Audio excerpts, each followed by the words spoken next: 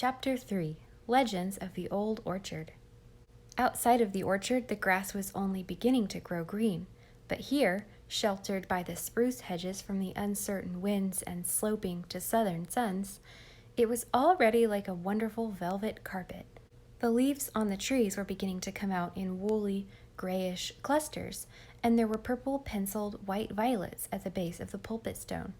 "It's all just as Father described it," said Felix, with a blissful sigh. "And there's the well with the Chinese roof." We hurried over to it, treading on the spears of mint that were beginning to shoot up about it. It was a very deep well, and the curb was of rough, undressed stones.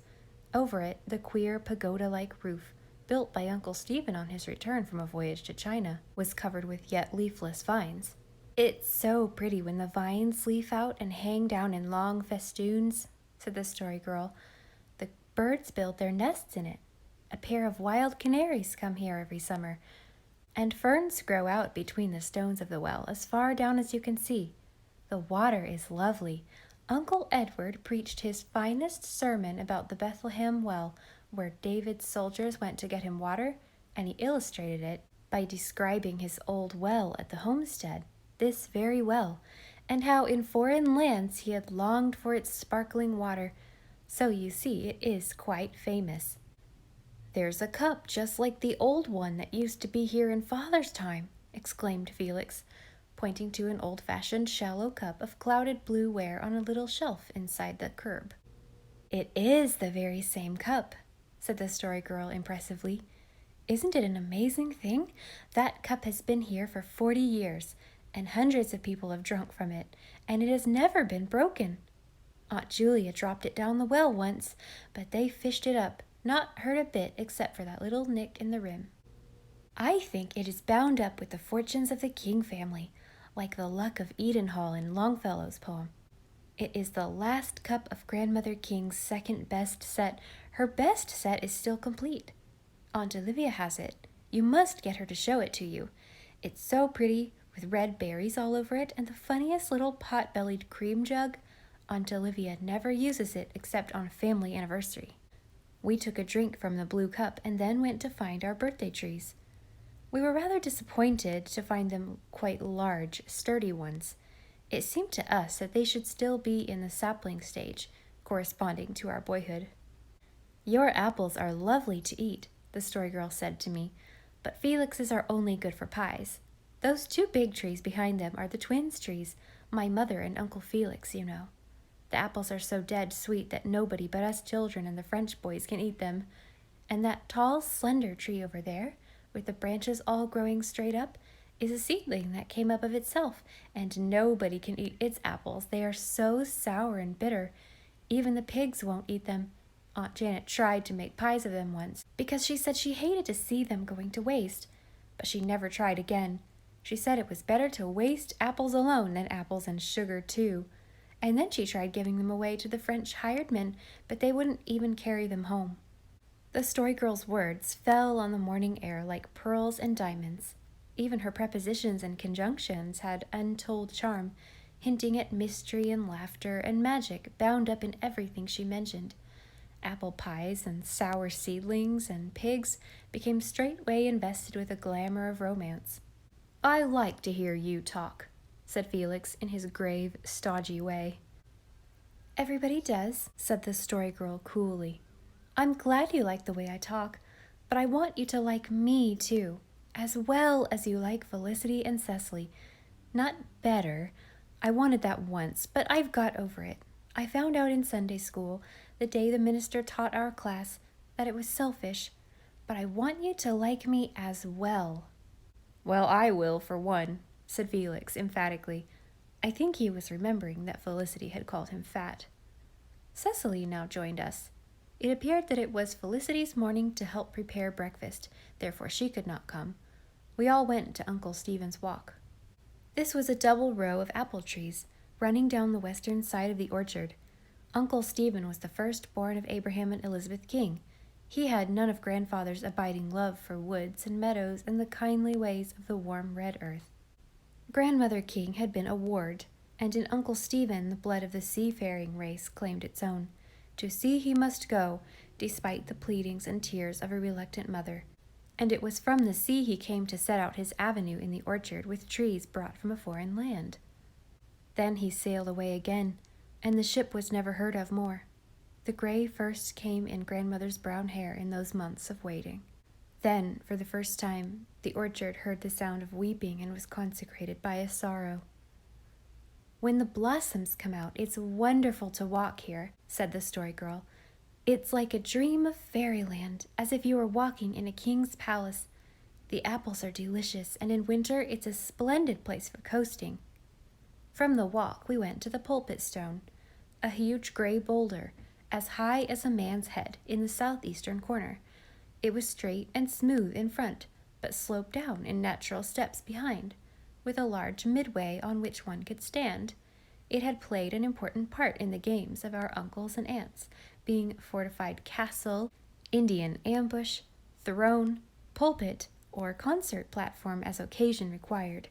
Uncle Edward had preached his first sermon at the age of 8 from that old gray boulder, and Aunt Julia, whose voice was to delight thousands, sang her earliest madrigals there. The Story Girl mounted to the ledge, sat on the rim, and looked at us. Pat sat gravely at its base and daintily washed his face with his black paws. "Now for your stories about the orchard," said I. "There are 2 important ones," said the Story Girl. "The story of the poet who was kissed, and the tale of the family ghost. Which one shall I tell?" "Tell them both," said Felix greedily, "but tell the ghost one first." "I don't know." The Story Girl looked dubious. "That sort of story ought to be told in the twilight among the shadows. Then it would frighten the souls out of your bodies." We thought it might be more agreeable not to have the souls frightened out of our bodies, and we voted for the family ghost. "Ghost stories are more comfortable in daytime," said Felix. The Story Girl began it, and we listened avidly. Cecily, who had heard it many times before, listened just as eagerly as we did. She declared to me afterwards that no matter how often the Story Girl told a story, it always seemed as new and exciting as if you had just heard it for the first time. "Long, long ago," began the Story Girl, her voice giving us an impression of remote antiquity. "Even before Grandfather King was born, an orphan cousin of his lived here with his parents. Her name was Emily King. She was very small and very sweet.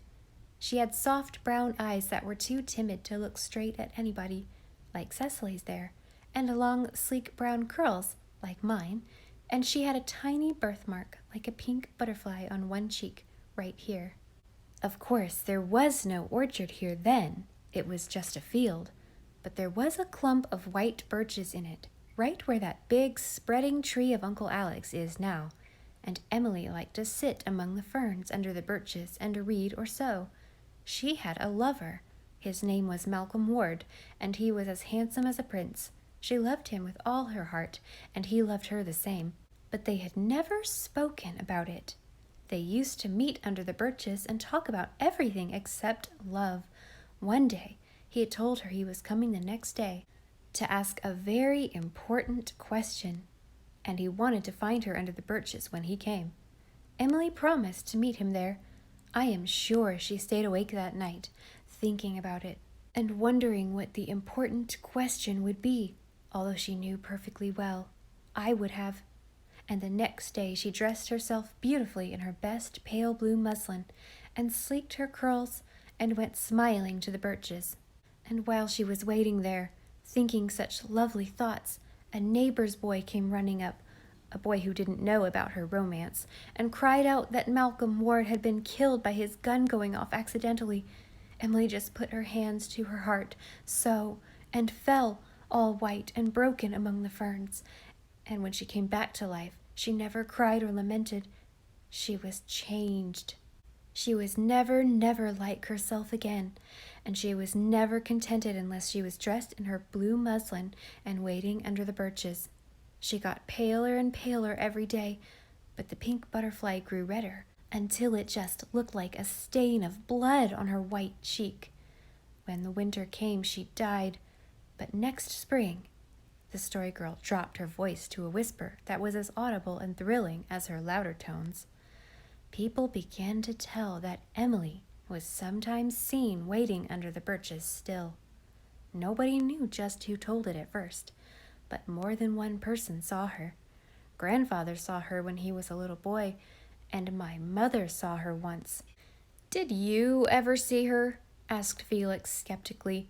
"No, but I shall some day if I keep on believing in her," said the Story Girl confidently. "I wouldn't like to see her. I'd be afraid," said Cecily with a shiver. "There wouldn't be anything to be afraid of," said the Story Girl reassuringly. "It's not as if it were a strange ghost. It's our own family ghost, so of course it wouldn't hurt us." We were not so sure of this. Ghosts were unchancy folk, even if they were our family ghosts. The Story Girl had made the tale very real to us. We were glad we had not heard it in the evening. How could we have ever got back to the house through the shadows and swaying branches of a darkening orchard? As it was, we were almost afraid to look up it, lest we should see the waiting blue-clad Emily under Uncle Alec's tree. But all we saw was Felicity, tearing over the green sward, her curls streaming behind her in a golden cloud. "Felicity's afraid she's missed something," remarked the Story Girl in a tone of quiet amusement. "Is your breakfast ready, Felicity, or have I time to tell the boys the story of the poet who is kissed?" "Breakfast is ready, but we can't have it till Father is through attending to the sick cow, so you will likely have time," answered Felicity. Felix and I couldn't keep our eyes off her. Crimson-cheeked, shining-eyed from her haste, her face was like a rose of youth. But when the Story Girl spoke, we forgot to look at Felicity. About 10 years after Grandfather and Grandmother King were married, a young man came to visit them. He was a distant relative of Grandmother's, and he was a poet. He was just beginning to be famous. He was very famous afterward. He came into the orchard to write a poem, and he fell asleep with his head on a bench that used to be under Grandfather's tree. Then Great Aunt Edith came into the orchard. She was not a great aunt then, of course. She was only 18, with red lips and black hair and eyes. They say she was always full of mischief. She had been away and had just come home, and she didn't know about the poet. But when she saw him sleeping there, she thought he was a cousin they had been expecting from Scotland. And she tiptoed up so, and bent over so, and kissed his cheek. Then he opened his big blue eyes and looked up into Edith's face. She blushed as red as a rose, for she knew she had done a dreadful thing. This could not be her cousin from Scotland. She knew, for he had written so to her, that he had eyes as black as her own. Edith ran away and hid, and of course she still felt worse when she found out that he was a famous poet. But he wrote one of his most beautiful poems on it afterwards, and sent it to her, and it was published in one of his books. We had seen it all. The sleeping genius, the roguish, red-lipped girl, the kiss dropped as lightly as a rose petal on the sunburned cheek. "They should have got married," said Felix. "Well, in a book they would have, but you see, this was in real life," said the Story Girl. "We sometimes act the story out. I like it when Peter plays the poet. I don't like it when Dan is the poet because he is so freckled and screws his eyes up so tight.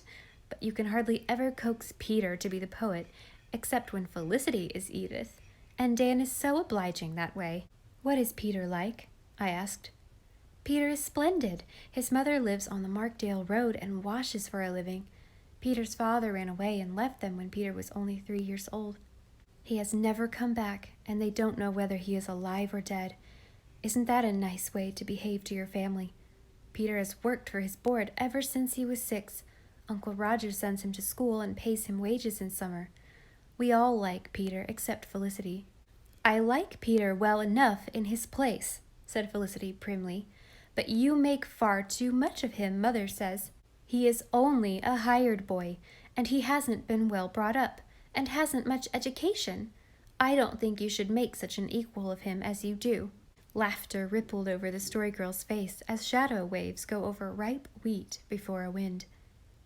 "Peter is a real gentleman, and he is more interesting than you could ever be if you were brought up and educated for 100 years, she said. "He can hardly write," said Felicity. "William the Conqueror couldn't write at all," said the Story Girl crushingly. He never goes to church and he never says his prayers, retorted Felicity, uncrushed. I do too, said Peter himself, suddenly appearing through a little gap in the hedge.